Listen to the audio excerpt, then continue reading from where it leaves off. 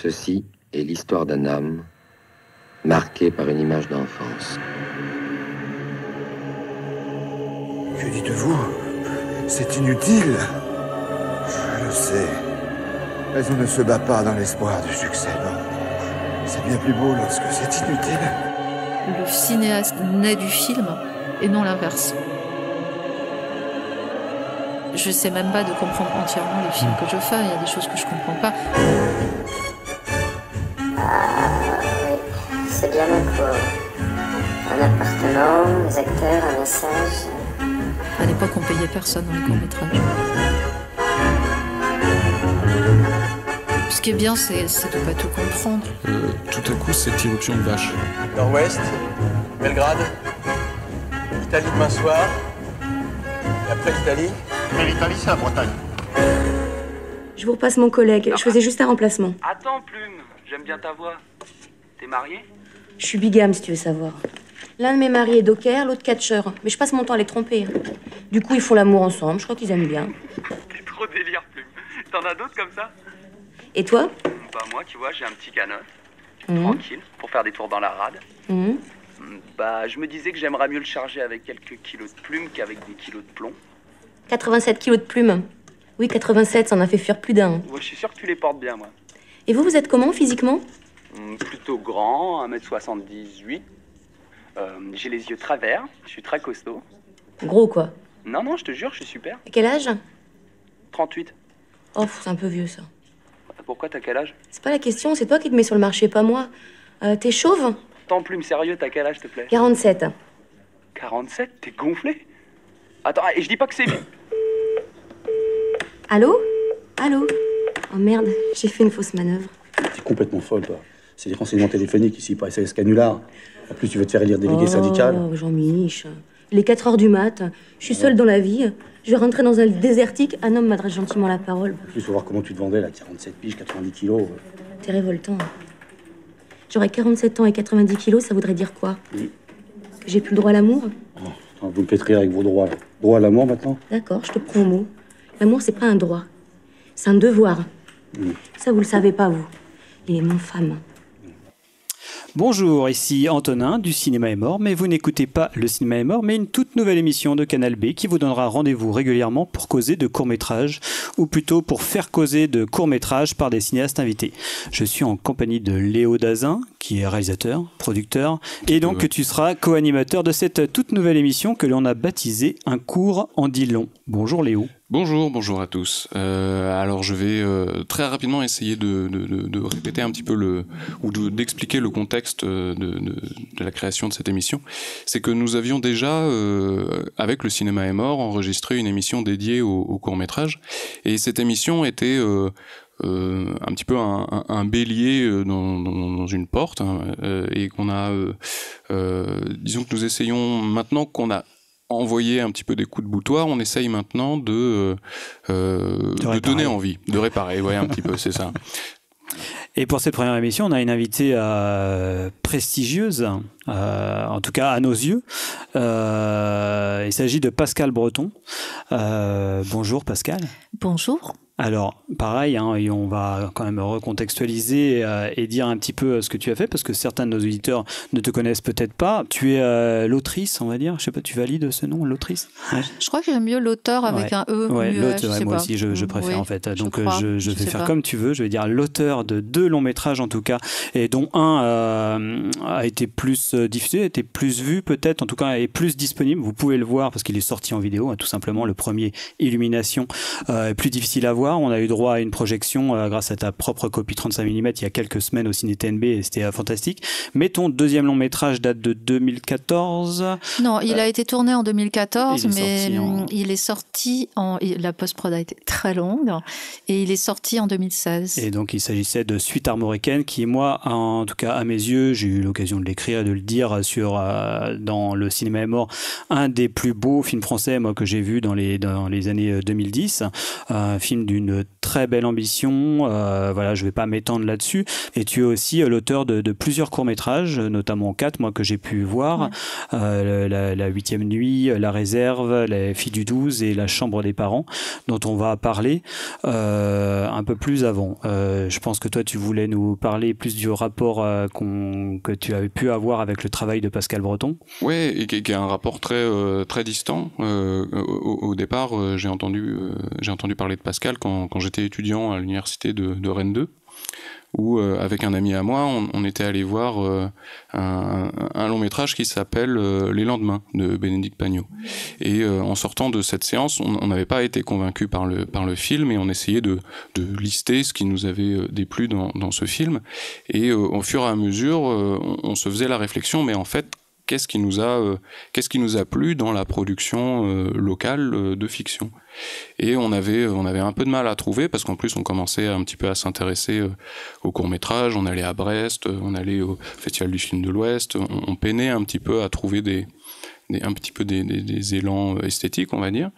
Et le copain qui était un bretonnant me rappelle des films que je n'avais alors pas vus, des films de Le Tacon, des films de Vautier, notamment des comédies un petit peu truculentes dont j'ignorais tout.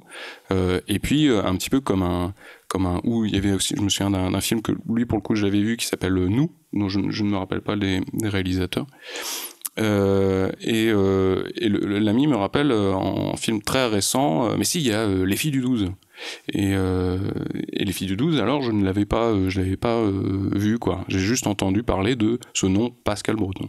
Et ce nom Pascal Breton, je l'ai revu des années après, donc à la sortie de Suite armoricaine, et que j'allais voir de façon très, très méfiante. C'est-à-dire qu'en lisant le pitch, je m'attendais à cette histoire d'universitaire qui revient dans sa Bretagne natale.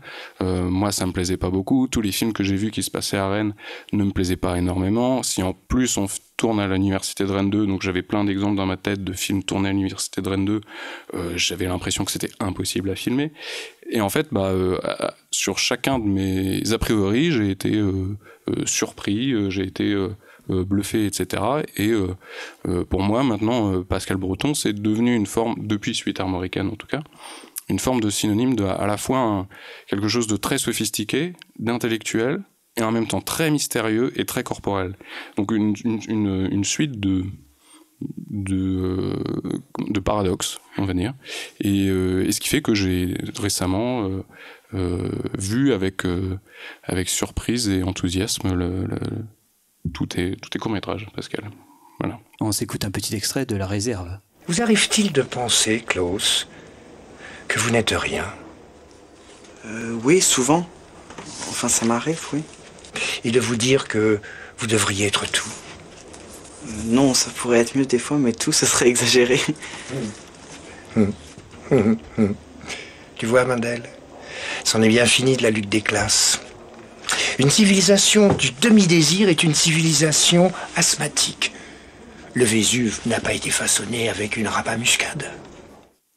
On vient d'entendre un petit extrait de La réserve, qui est donc ton deuxième court-métrage. Pour commencer un peu cette discussion, on voulait savoir si toi, tu te faisais une sorte de différence quand tu abordes un travail que ce soit pour un court ou un long métrage. Alors, c'est une différence vraiment de masse, justement. C'est-à-dire qu'un court-métrage, j'aimerais bien en refaire un maintenant, en fait. Mais ça fait longtemps, mes courts-métrages, déjà. Et quand on aborde un court-métrage, on peut même si je fais des films longs, ils font tous 30 ou 40 minutes, on peut les dominer, en quelque sorte. C'est-à-dire, on peut vraiment avoir... C'est comme si on sculpte un objet petit par rapport à, par exemple, une sculpture qui va être dans une ville ou un bâtiment. Pour le bâtiment, on pourra difficilement... Enfin, il y a toutes sortes d'étapes entre la maquette et la réalisation du bâtiment qui font que c'est très périlleux. Plus le film est long, plus c'est périlleux. Plus c'est un échafaudage. On a peur que quand l'échafaudage est retiré, ils tiennent pas debout. Enfin, on se prépare aussi à des temps longs au montage. Par exemple, quand on répète, moi je répète beaucoup avec les acteurs avant le film.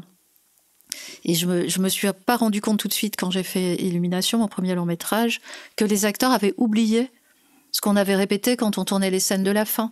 Alors que sur un court-métrage, on arrive à leur faire mémoriser les intentions sur la durée. Sur un long-métrage, il faut sans cesse retravailler le corps du film parce qu'il y a le temps de faire le film lui-même qui demande un souffle, quoi. Non, c'est un court-métrage, c'est vraiment très agréable. Enfin, ça devrait être... en fait, ils ont été durs à faire, mes films, mais c'était... Voilà comment j'aborde différemment. Comme si tu veux écrire un poème ou un roman, c'est pareil.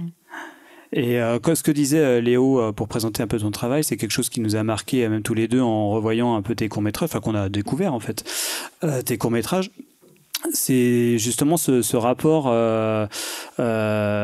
à la fois très intellectuel, très très construit, avec des personnages qui échafaudent des plans quelque part, qui élaborent des constructions mentales, qui essayent de lire le monde, et au contraire un cinéma qui et quand même cherche l'invisible, quand même, qui cherche peut-être quelque chose d'irrationnel avec des personnages qui sont rationnels. C'est quelque chose qui est présent dans la plupart de tes films, j'ai l'impression, et qui finalement, j'ai l'impression, correspondent peut-être aussi à ta façon de travailler, ou ça doit être quelque chose que c'est aussi dans la construction de tes films, on sent qu'il y a quelque chose du scénario très fort, du dispositif quelque part des fois, et en même temps ça va vers un ailleurs.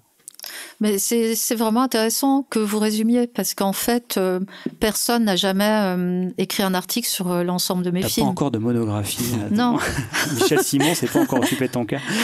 Il s'est occupé de Sweeter American.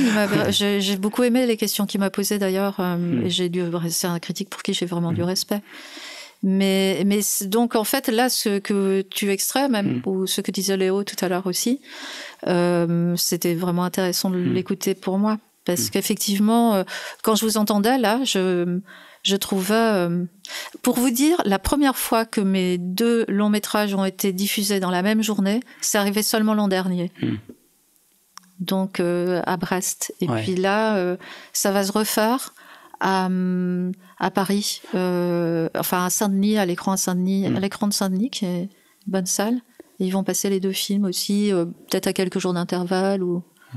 C'est nouveau. Et les gens souvent qui aiment Sweeter American n'ont pas vu Illumination. Ceux qui ont vu Illumination, bon, généralement ils rattrapent au bout d'un moment, mais au moment de la sortie, ils l'ont pas fortement vu. Et ceux qui relient au court-métrage, il y a aussi des gens qui gardent le souvenir de mes courts-métrages. Et là, qu'est-ce que c'était bien quand Et il y en a qui sont jamais allés voir mes longs-métrages. Parce que les courts-métrages ont eu plus de succès en fait que les longs-métrages. Je sais pas pourquoi, parce que c'est juste des histoires de distribution. Oui, c'était la question que je voulais te poser. Je sais que tes cours ont eu beaucoup de succès, et je me demandais d'où venait cette dissemblance entre la diffusion des longs et des courts. Il y a vraiment eu quand même des choses que je ne m'explique pas. C'est-à-dire la 8e nuit, il est allé, mon premier film, donc je l'ai tourné en 95, et il est allé en festival au début, tout le monde a dit non quand il a été fini. Après une première projection pourtant qui était excellente, en plus, donc c'est un film qui parle de la langue arabe et de comment à Paris on vivait. En fait, il y avait la civilisation arabe était omniprésente, plus que maintenant. Il y avait toutes les épiceries.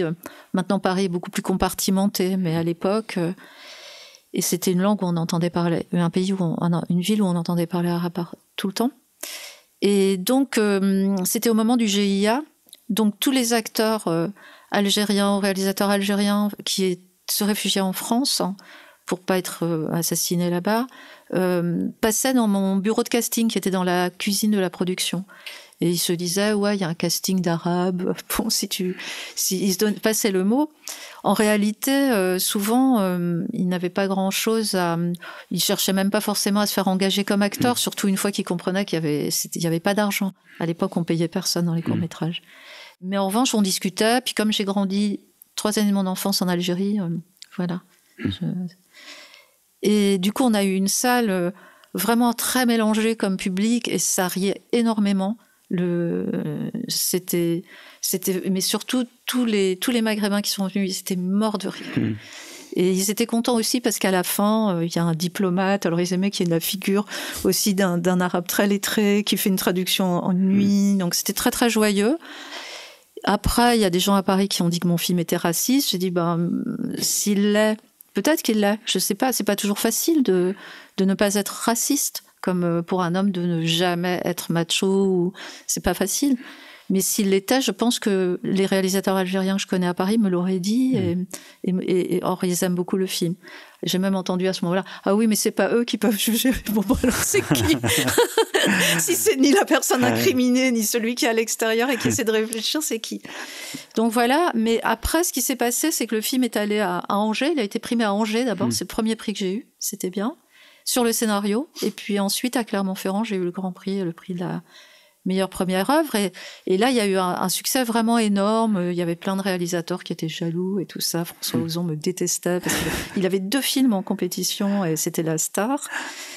Mais c'était incroyable parce qu'à nouveau, à ce moment-là, j'ai découvert ce que c'est que les grands médias. Enfin, on disait pas ça à l'époque, mais par exemple, à Canal, ils avaient une émission tous les jours. On parlait des courts-métrages, de ce qui se passait à Clermont-Ferrand. C'était assez énorme, le court-métrage à l'époque. Il y avait eu les films de Laurent Cantet, il y avait eu des courts-métrages très forts à ce moment-là, surtout à Clermont. Et donc, tous les jours, ils en parlaient. Et quand j'ai eu ces 2 prix, qui étaient les prix vraiment prestigieux, ils ont juste mentionné en fin d'émission et ils ont fait des reportages sur leur réalisateur de Canal+, même s'ils n'avaient rien eu. Le jour du palmarès, après le palmarès. C'est incroyable, c'est quand même c'est soviétique, quoi. Donc voilà. J'ai pas du tout répondu à ta question. Je crois. Et puis j'étais un peu longue. Si, après, à part que justement c'est sur cette articulation entre le court et le long, sur le fait que le long métrage vient plus tard, beaucoup plus tard, parce qu'il y avait quand même peut-être une volonté de ta part de faire un long métrage et qui a été inassouvi pendant un certain temps, ou t'as pas réussi à trouver les... Il y avait d'une part une question, je pense que j'étais pas prête réellement. Je pense que j'ai bien fait de faire tous ces cours. C'est après que j'étais mécontente, après Illumination. Sinon, c'est allé assez vite en fait, parce que ce film, j'ai eu un prix en 96, j'ai tourné Illumination, on a eu le CNC en 2002, tu vois, donc c'est pas hyper long. Et surtout, je suis quelqu'un qui a pas fait d'école. Donc j'ai tout appris par moi-même, quoi. Et tu viens, du coup, ton premier exercice dans le cinéma, ça a bien été scénariste? Oui, j'ai été scénariste très tôt. Disons que ma première implication dans le cinéma, c'est la cinéphilie. J'étais vraiment cinéphile très très tôt. Et puis c'était une époque bénie. Donc quand j'ai commencé à aller voir des films, dès que j'ai eu une mobilette à 14 ans, j'ai commencé à aller en voir plus, parce que j'habitais à la campagne, à Quimper en fait. Et je voyais beaucoup de films, et il y a eu tous les films de Fellini, de tout, quoi. Mais même les premiers films de la perestroïka qui arrivaient quand j'avais vers 17-18 ans. Tout à coup, les premiers Mikhalkov, par exemple, ça a été des chocs, ça. Et donc voilà, la cinéphilie. Et puis, j'ai fait des études de géographie.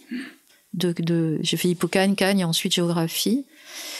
Et à l'époque, il n'y avait pas d'études de cinéma. Donc, il y avait l'IDEC à Paris et c'est tout. Et puis, j'ai commencé à connaître que des gens qui aimaient le cinéma. On parlait de films tout le temps, à Rennes. Et ensuite à Paris. Et l'été où j'avais 20 ou 21 ans, je ne sais jamais, j'ai travaillé sur un court-métrage de l'IDEC qui se tournait dans le pays bigoudin, parce que j'étais à la régie, parce que j'étais la locale, quoi. Et c'était celui-là, j'ai beaucoup appris, parce que en fait, comme les tournages à l'époque, ça débordait. Tout à coup, ça devait durer 2 semaines, ça a duré 1 mois, je crois, le tournage. Alors le régisseur général s'est barré, s'est fâché, et puis il est parti en claquant la porte. Donc je suis devenue régisseuse générale. Ensuite, le premier assistant est parti, et du coup, j'étais aussi première assistante. Bon, il y avait pas plus, les choses étaient en place, donc c'était pas si difficile. Après, il n'y avait plus de script, tu veux pas faire script, enfin. Donc, j'ai appris un peu de tout, et voilà comment j'ai appris. Mais pour revenir à ce que vous disiez tout à l'heure, là, c'était vraiment troublant d'entendre comme un portrait, parce que moi, je sais pas ce que je fais, en fait, comme la plupart des... Je sais ce que je fais sur un film donné, mais les points communs, c'est comme un autoportrait de ce que je suis, je pense. C'est-à-dire d'être à la fois... comme une géographe d'ailleurs, c'est-à-dire d'être toujours à chercher des théories dans l'interprétation du paysage, quel qu'il soit. c'est quelque chose que je fais, ou dans l'interprétation d'un phénomène humain. Et puis en même temps, d'être très physique, quoi, d'être dans le rapport avec le monde. J'aime bien. J'aurais jamais pu travailler dans un bureau où j'ai besoin de bouger. Maintenant, moi, mais oui, d'être dans un rapport corporel au monde. Est-ce que c'est la même articulation, ça, entre l'écriture d'un scénario et sa réalisation, cette chose-là? Peut-être un côté plus théorie, plus intellectuel dans l'écriture du scénario, et cette volonté de passer à la réalisation. Non, parce que l'intellect est toujours là. Je suis toujours un découpage, c'est quelque chose de très théorique en fait. Donc non, ça. Et l'écriture, c'est corporel. C'est par exemple quand j'écris, je mets en jeu des émotions. Donc souvent je ris ou je pleure. Je suis obligée d'aller chercher comme un acteur en fait, comme font les acteurs selon la méthode de Stanislavski. Donc je suis obligée d'aller chercher à l'intérieur de...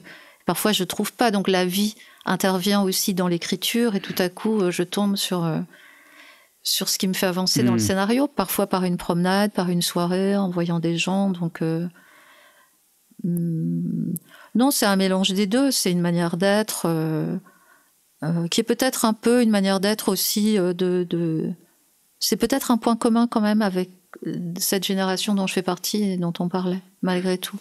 Parce que on n'était pas... on sortait beaucoup, on a beaucoup vécu, on a commencé tardivement, la plupart, parce qu'on ne pouvait rien faire dans les années 80 quasiment, et dans les années, même au début des années 90, puis tout à coup c'est parti. Mais du coup, tout ce temps, on était pris dans des questions de génération...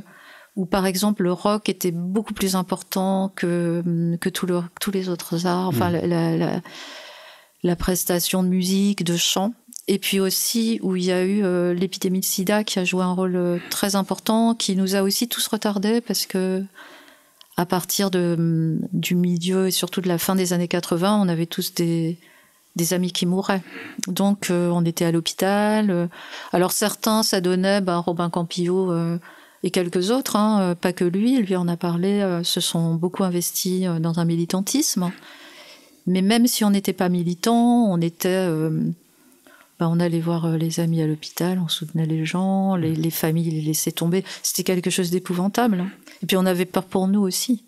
Parce qu'il y a un moment, pendant longtemps, jusqu'à 98, maintenant ça paraît... mais du début des années 80 jusqu'à 98 où les trithérapies sont mises à marcher, il y avait une sorte de danger, la mort rôdait, quoi. Donc le cinéma, il est reparti à un moment, à la fin des années 90 en France, il est reparti, il y a quelque chose qui s'est passé à ce moment-là, aussi de la sortie de l'épidémie de mort qu'il y avait. Ouais. Je le raconte parce qu'on n'en parle pas souvent, en fait. Puis c'était des maîtres qui disparaissaient. Il y a eu une hécatombe dans des gens qu'on admirait, non Moi, je sais qu'en tant que cinéphile, moi je suis né en 80, pile poil, et c'est vrai que c'est la fin des années 90, c'est pile poil du coup le moment où je vais voir des films d'auteurs français, où je commençais à les découvrir à partir de 14-15 ans, et j'ai un très bon souvenir en fait d'avoir découvert d'être dans un cinéma hyper vivifiant. Il y avait les Desplechin, il y avait effectivement les Podalides qui sortaient, je crois. Il y a eu plein de cinéastes là-dessus qui étaient vraiment qui créaient un cinéma pour lequel je suis peut-être nostalgique parce que du coup c'était aussi mon adolescence. Mais quand je regarde rétrospectivement, je me dis c'était quand même vraiment une très bonne année, quoi. Il y avait Noémie Milowski, il y avait plein de cinéastes importants qui, pour le coup, des fois, j'ai l'impression qu'ils sont un peu embourbés, des fois, ou sont beaucoup moins vivifiants désormais dans ce qu'ils font. Mais dans ces années-là, j'ai un très bon souvenir de cette période. Qui s'est prolongé au début des années 2000, je pense. Et puis après, il y a eu, pour moi, je ne sais pas pourquoi, mais je sais que quand Illumination est sorti, j'ai eu l'impression que les 2 ans... 2004, ouais. Il y a eu 2 ans, il y avait 2 ans pendant lesquels j'ai fait que mon film, évidemment. Et que ça avait un peu changé déjà, que on était d'ailleurs, il y a eu une grosse arrivée de cinéma asiatique à ce moment-là aussi, qui a détourné l'intérêt des critiques, je pense aussi. Je sais pas. On se fait une petite pause avec un extrait de La Fille du 12 et un extrait aussi de la bande originale de Suite armoricaine. Qu'est-ce que tu vas faire, s'il te plaît? Faut toujours en avoir 2 ou 3 sous le coude. Tu restes trop longtemps inactive, ça devient dangereux. Allume pour voir. Dangereux pourquoi? Pour la liberté. Tu commences à fantasmer, tu te réinventes le prince charmant, t'oublies l'homme réel, et là, tu risques de tomber amoureuse de n'importe qui. Ça t'est déjà arrivé d'être amoureuse? Oui. C'est désagréable, non? Non. Enfin, si.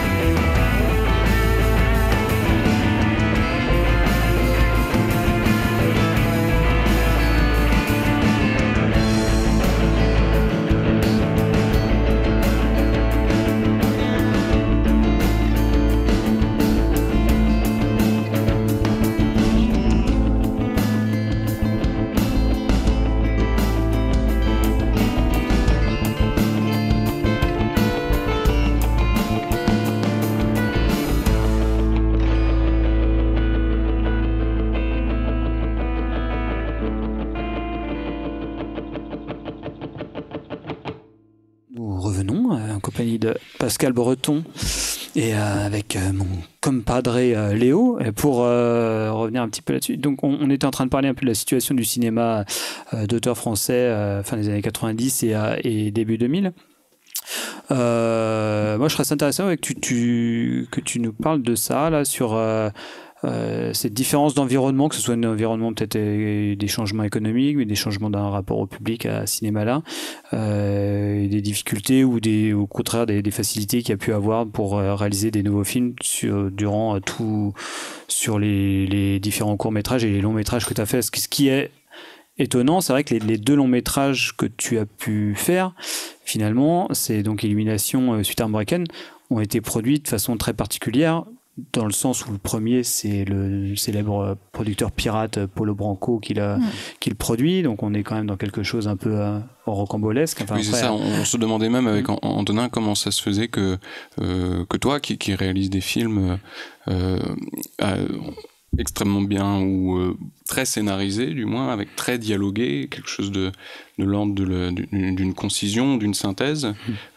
Comment est-ce que tu étais arrivé à travailler avec Paulo Branco, lui qui a produit notamment Raoul Ruiz, donc qui partait absolument dans tous les sens, ou Rosier, ou même Skolimowski dernièrement. Enfin, franchement, Illumination, ça part dans tous les sens, non? C'est un film assez Branco, je trouve.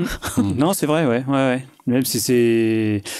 Enfin, moi, c'est même les choses, on en avait parlé après la production. Mais j'aime bien, je trouve que ça fait partie du film. Oui. Mais le film a été fait vraiment comme une aventure, effectivement. Bon, ça s'est passé parce que c'était par quelqu'un qui travaillait dans la production à ce moment-là. Et il m'avait dit à un moment, peut-être que ça serait bien que tu aies une boîte à toi, parce que tu sais toujours comment tu veux que ça soit produit, enfin, au sens de la production exécutive. Et il m'avait proposé, comme lui, c'était un administratif très doué, de me créer une boîte. Et comme... là, j'étais dans une autre boîte où le film n'avançait pas et je voulais partir parce que je sentais que Le film était en développement. Je lui ai donné à lire le traitement. J'avais qu'un traitement. Mais il fallait tout le temps attendre des aides à l'écriture, des aides à ci, des aides... Bon.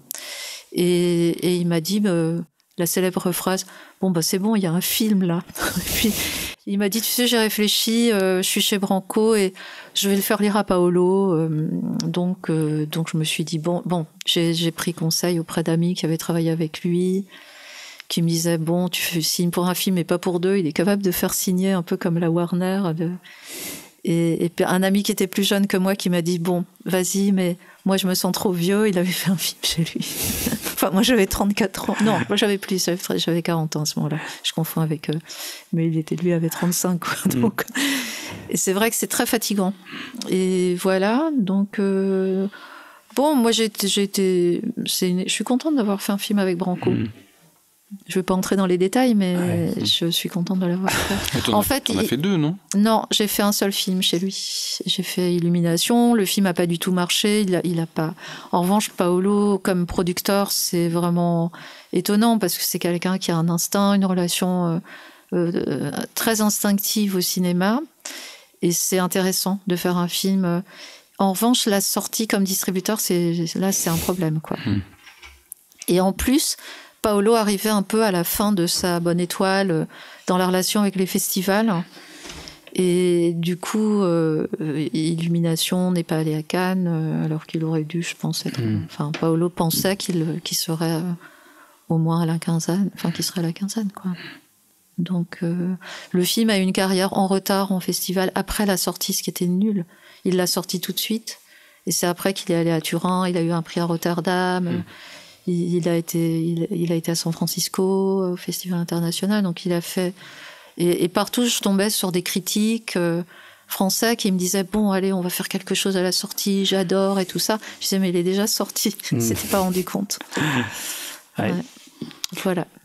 J'avais envie de revenir un petit peu sur ce que tu racontais tout à l'heure à propos du racisme dans La 8e nuit. Et il y a quelque chose que j'aime bien dans tes films, c'est que sur tous tes courts-métrages, à chaque fois il y a un thème, un thème fort, on va dire, d'actualité, qui est autant l'actualité d'il y a 20 ans que d'il y a aujourd'hui, à savoir le racisme, la place homme-femme, le capitalisme, tout est toujours là.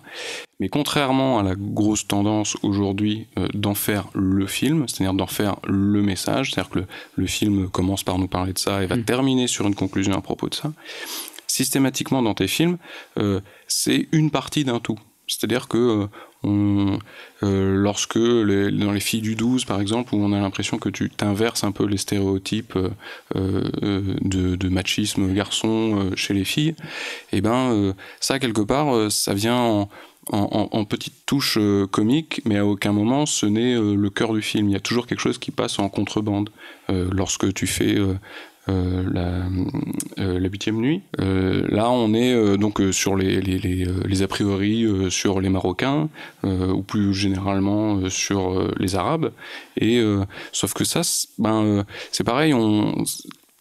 C'est pas non plus le cœur du film. Et même quand on le revoit, on se rend compte que le cœur du film, c'est, en tout cas pour moi, c'est peut-être davantage son personnage principal qui est, en fin de compte, quelqu'un d'assez lâche et d'assez égocentrique. Et que toutes ces choses, ces stéréotypes ne font que tourner autour d'une question qui est, après tout, ce petit blanc-là, qu'est-ce qu'il fait à part profiter des autres ? Voilà. Ou ce qu'on a eu dans La Réserve, où c'est quasiment un film programme. Tu dis que tu as voulu faire un film sur le capitalisme dévoreur d'hommes.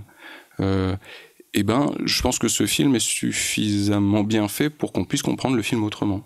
C'est-à-dire qu'on n'a pas une explication théorique de ce que c'est que le... Très souvent, tu vois, j'ai un projet sur le film que les gens ne voient pas du tout à la fin. Là, c'était vraiment parti de la phrase de Marx. J'étais partie de cette phrase. J'étais comme beaucoup de gens à ce moment-là, donc c'est en 98, je l'ai peut-être écrit en 97. Et beaucoup de gens, on sentait qu'on entrait dans une nouvelle phase du capitalisme.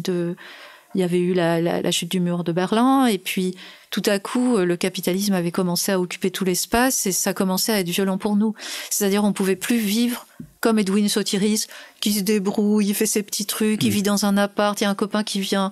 Et puis on s'en sort comme ça, quoi. Dans Paris, tout en étant dans Paris, et même on se voit commander des trucs. Par là, c'était l'Institut du Monde Arabe, mais il y avait des institutions. Moi, à l'époque, on me commandait encore, même au début des années 2000, des gens m'appelaient de production pour TF1, et c'était moi qui rewritais et ça posait pas de problème que je puisse être dans un cinéma que certains déjà trouvaient un peu un cinéma de recherche quand même, et puis d'un autre côté que je rewrite des séries parce qu'ils avaient que des auteurs policiers qui étaient tellement machos et ça passait plus, quoi.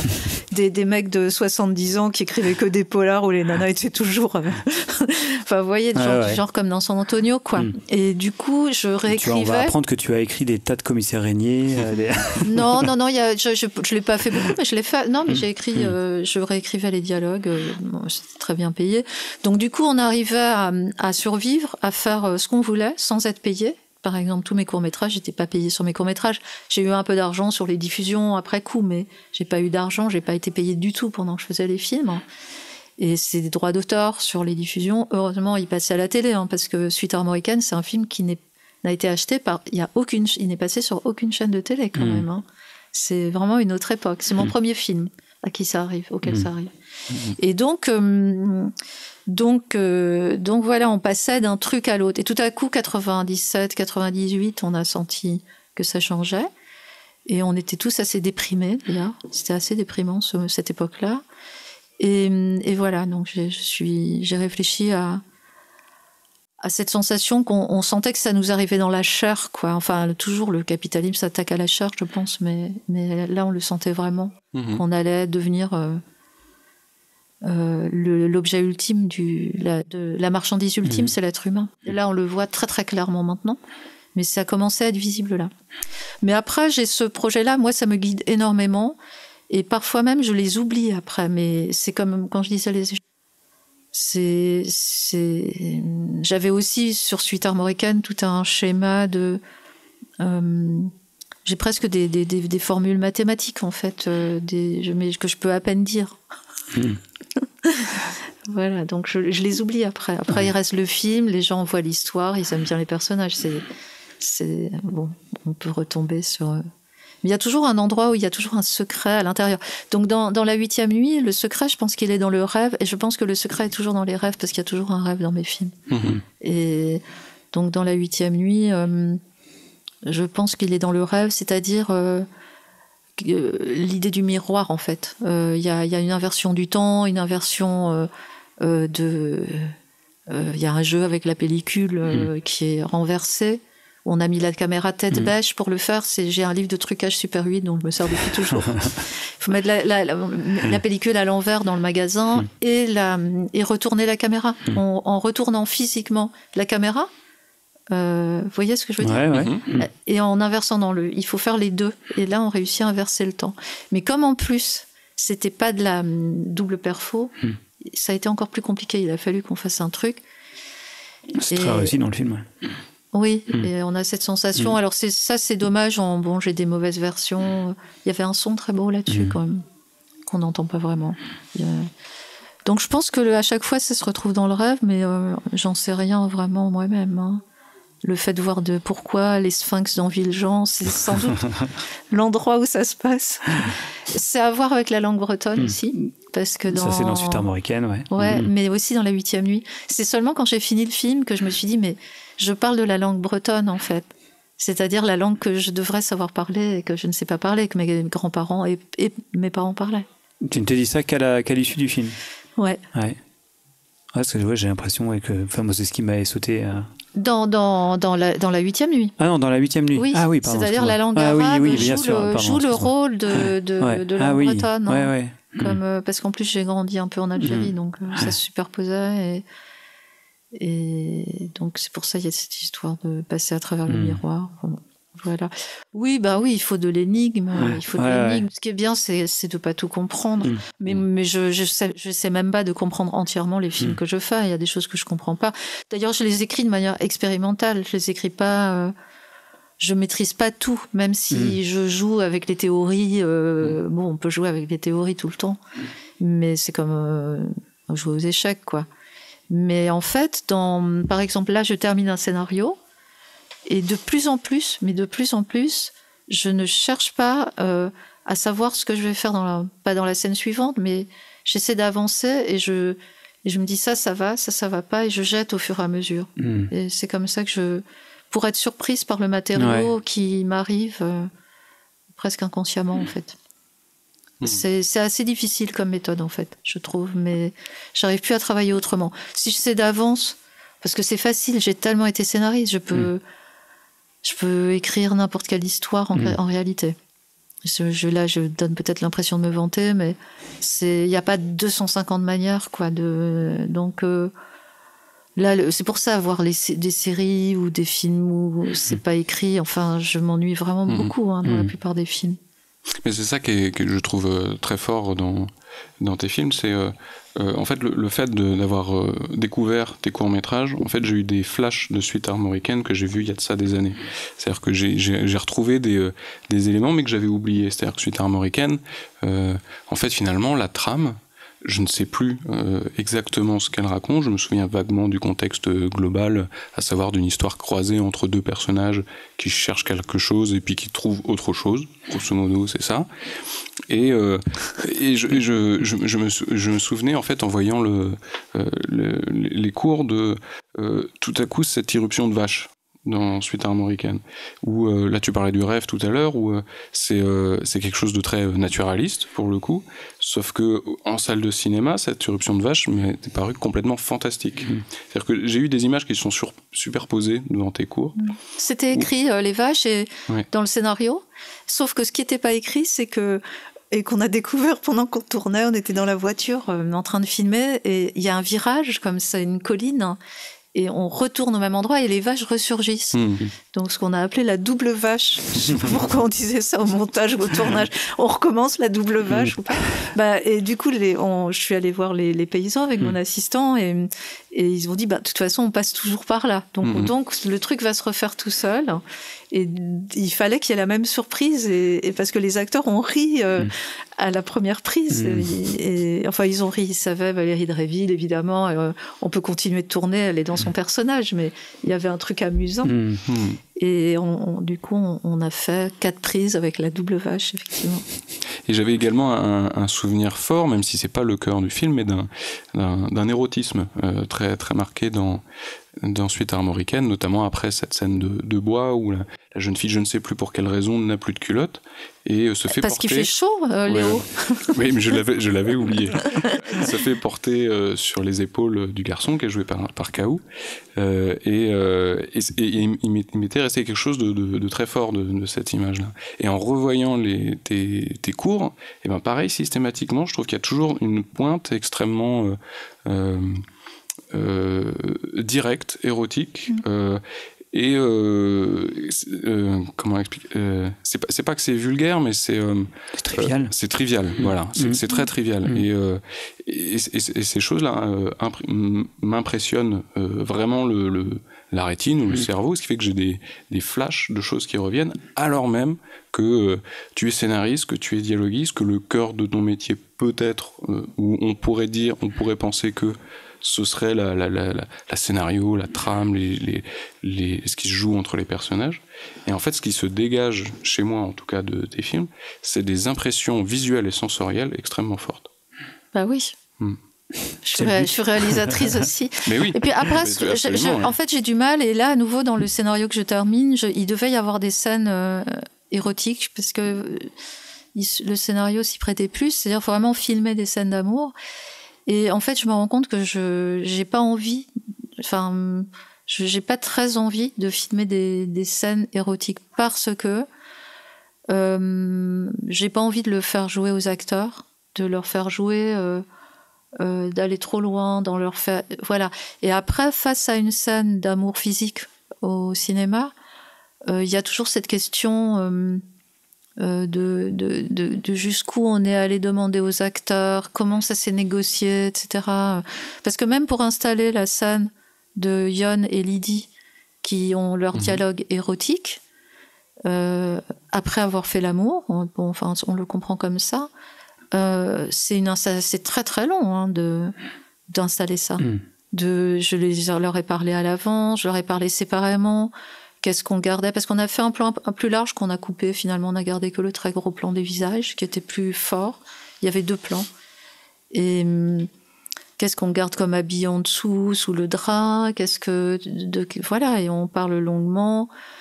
J'explique souvent, parce qu'ils étaient quand même enlacés, donc qu'un garçon peut avoir un acteur peut avoir une érection incontrôlée. Non, mais je le dis volontairement parce que on pense pas à tout ça. C'est-à-dire, c'est embarrassant quand même d'être collé au corps de quelqu'un d'autre avec qui on joue. Ça peut aussi être embarrassant parce que ça peut faire naître un sentiment d'amour qui arrive souvent aux acteurs et qui arrive par le jeu, parce que le jouer, c'est quelque chose qui implique la psyché, le corps. Donc déjà, je trouve tellement complexe de le faire en délicatesse, sans pour autant renoncer à une dimension érotique, donc simplement sur un dialogue et une proximité de 2 visages, où je trouve que c'est très beau ce qu'ils ont fait. On était très émus, il y avait presque personne il y avait que mon chef-op, moi, et puis l'ingé son. Il a mis un micro sur pied, où il marchait en même temps. On était 3, je pense. Les autres étaient tous dehors. Et il y avait une intimité, il y a des moments ils s'embrassent sur la bouche. Alors, il y a eu une monteuse des directs, elle m'avait coupé tous les bruits de salive, quoi. Alors, j'ai fait remettre. Mais c'est parce que c'est bizarre. Hein, mais oui, mais ça, c'est... Alors, il y en a certains qui... Oui, mais là, ça brille trop. Je dis, bon, d'accord, celui-là, il brille un peu trop, mais... et encore... ça brille, la salive. On sent qu'ils ont l'eau à la bouche. Donc c'est symptomatique de ce que disait Léo. C'est quand même cette matière triviale qu'il faut prendre, quoi. Mais je la trouve pas triviale. Moi, je la trouve sublime. Je trouve que le désir humain, c'est le cœur du cinéma et c'est le cœur de l'existence. Donc, ce qui est compliqué, c'est de faire des films où le désir prime tout, en quelque sorte. Donc, comme quand tu disais, mes personnages en général sont intelligents. Mais ce que j'aime surtout, c'est qu'ils soient courageux. Et j'aime bien voir des personnages, malgré tout. Edwin Sotiris, par exemple, ce lâche avec qui j'ai commencé. mais malgré tout, Edwin, il est quand même copain avec l'épicier arabe, au point qu'il se fait inviter dans l'arrière-boutique. Donc ça veut dire qu'il connaît plein de gens. Finalement, il s'occupe de plein de trucs. Il est même capable de faire le ménage dans tout l'appartement à la fin. Donc il n'est pas si mal, quoi, dans sa lâcheté. Et il trouve une solution.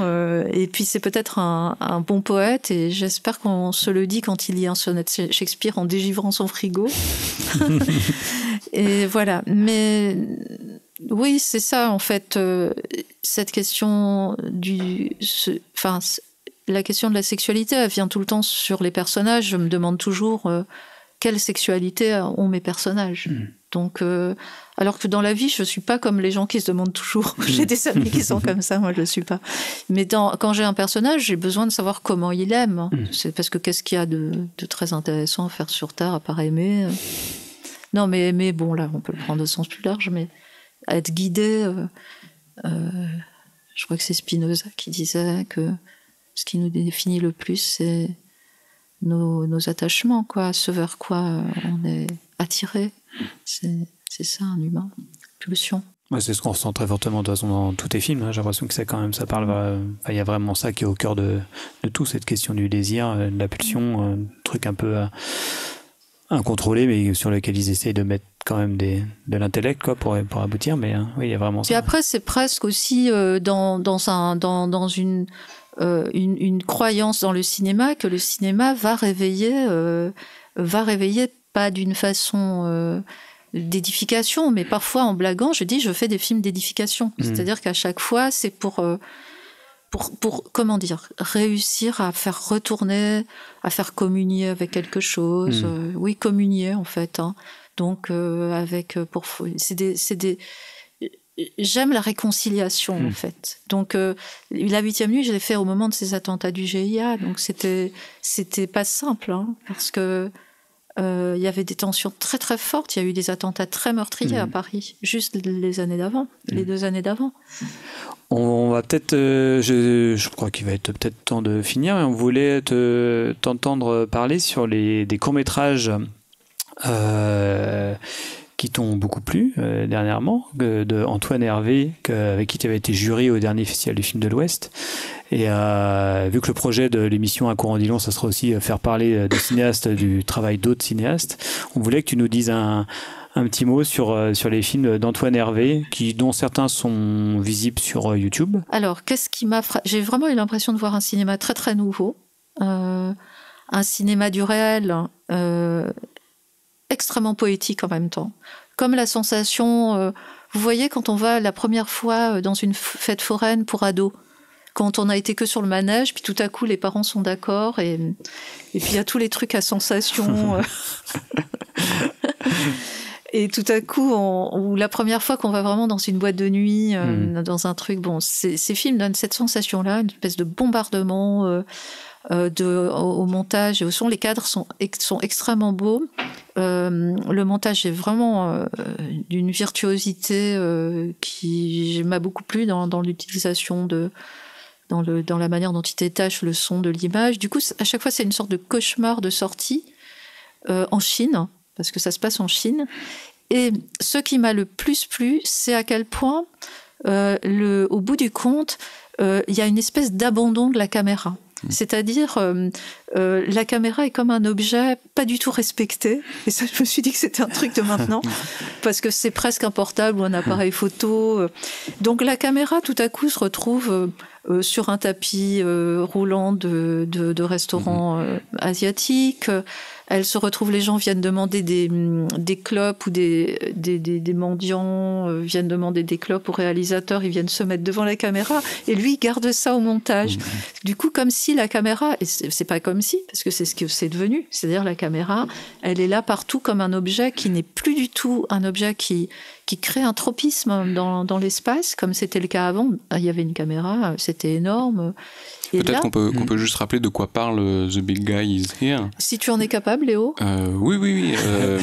Donc The Big Guy Is Here, c'est... je te jure. Hein. Le titre du film... Non, c'est The Big Guy... The Big Guy Is Here. Dans ce cas-là, mais c'est soit masculin, soit pluriel, singulier, ouais. Donc c'est l'histoire d'un après-soirée très arrosé où on ne sait pas bien pourquoi, mais il y a un Chinois qui un jeune Chinois qui veut absolument en découdre avec un jeune Européen. Et pendant ce temps-là, il y a Antoine Hervé qui filme Larix.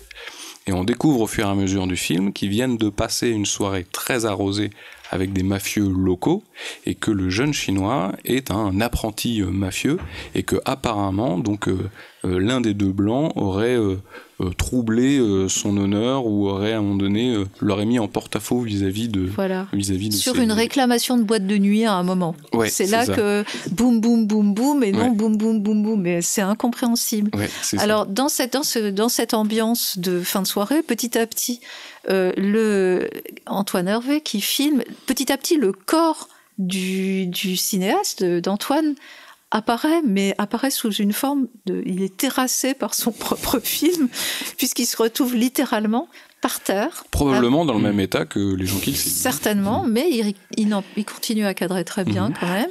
Et donc il filme tout par en dessous, au risque d'ailleurs de recevoir une table en verre qui explose non loin de lui, et dans un truc très très dangereux. Et réellement, alors évidemment, il l'a accentué par le montage, par le son, par des plans qui font irruption, qui sont très beaux. Et donc, il y a le réalisateur est dans une position qui est complètement nouvelle, qui est à la fois assumée, et il y a quelque chose du film, de la façon dont le film vous tombe dessus, parce que faire un film, c'est de toute façon s'y abandonner, c'est se faire envahir par son film, et ça a toujours été vrai. On est envahi. Un film d'ailleurs est bon à mesure de l'invasion qu'on qu'on accepte. C'est-à-dire, il se passe des choses, les vaches passent la deuxième fois, toute l'équipe a envie d'empêcher que les vaches passent la deuxième fois, et moi je dis tout de suite, c'est génial. Les vaches vont repasser, de toute façon, elles suivent leur chemin, on ne peut pas les empêcher de suivre leur chemin, et puis elles connaissent ce chemin, et puis en plus, c'est bien. Mais je ne savais pas pourquoi c'était bien. Et en fait, c'est évident. C'est bien parce que dans Sweet Armoricaine, les trucs reviennent tous 2 fois. Les événements viennent 2 fois à chaque fois. Et là, on avait les vaches qui venaient 2 fois. Donc, elles jouaient elles entraient. Une coïncidence extraordinaire, mais que je n'ai pas interprétée tout de suite. Et là, donc, on doit se laisser envahir par... et là, il y a une invasion, mais qui est presque hallucinante, quoi. Et puis après, ça se termine toujours très calmement. Alors, c'était intéressant de voir ensuite son premier film, Suivre Gu Tao, où, dans des paysages spectaculaires du nord de la Chine, il suit un documentariste prénommé Gu Tao, qui vient de se marier et d'avoir un enfant, mais qui, à la quarantaine bien sonnée, mène une vie de bâton de chaise et donc se saoule avec Antoine dans des yourtes, et en tout cas au moins une fois, parce qu'il y a une scène qui revient au montage, et qu'on sent justement lui-même, c'est comme un autoportrait à travers ce documentariste chinois, documentariste qui effectivement s'intéresse à des peuples qui ont été forcés à vivre en ville, qui vivaient dans les forêts au nord de la Chine, et lui ne s'intéresse qu'à eux, donc il va les suivre dans le froid, et Antoine suit, donc il y a une double suite à nouveau. Antoine suit celui qui suit ceux qui sont dévastés par la modernité. Et il y a le même processus que dans l'autre court-métrage que j'ai vu en premier, mais qui était le deuxième, c'est-à-dire que le cinéaste ne se dévoile que petit à petit. Il apparaît en quelque sorte à la fin. À chaque fois, il met en scène presque sa naissance en tant que cinéaste, où en fait, le cinéaste naît du film et non l'inverse.